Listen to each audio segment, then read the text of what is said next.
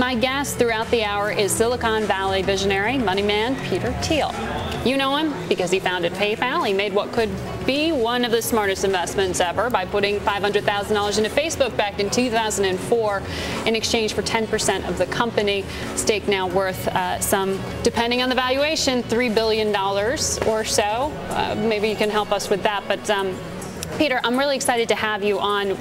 Seemingly tech is not only in focus on this show, but in focus in the markets today. The NASDAQ up nearly 2% as well this morning. Can you give me sort of your take on the economy?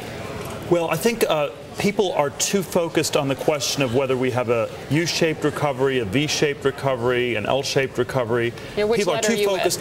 They're too focused on the question of what's going to happen in the next 6 months. And the question for the U.S., Western Europe, the developed world is really what happens over the next 20 years. Are things going to be better in the next 20 years than they are today? And I think that in the long run, the short run becomes the long run, and we're sort of at a point where short-run thinking has run out of time in the U.S. And so it's not a question of can we patch things up for another year with another stimulus, bail out the banks or anything like that. It's actually how do you get things in better shape over the next 20 years. The only answer for the developed world is technology and innovation.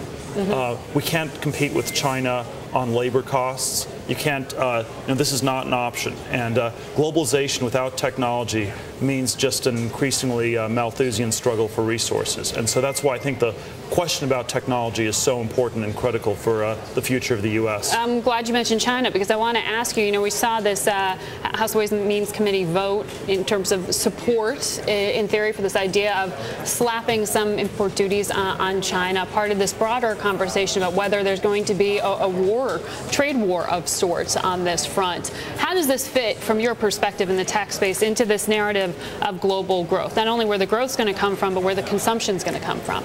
Well, technology is a world where it's not a zero-sum game and where both sides can win. The U.S.-China relationship has become an increasingly zero-sum game where it's very hard to see how both sides are benefiting from it. And that's, I think, why you're seeing this push for protectionism. There are fewer people who believe in free trade. If you had NAFTA come to a vote today, it would never pass. Intellectually, I'm very much in favor of free trade, but I think that there is something about it. You have to make it work for both sides. Within the tech industry, you've obviously had Google pull out of China.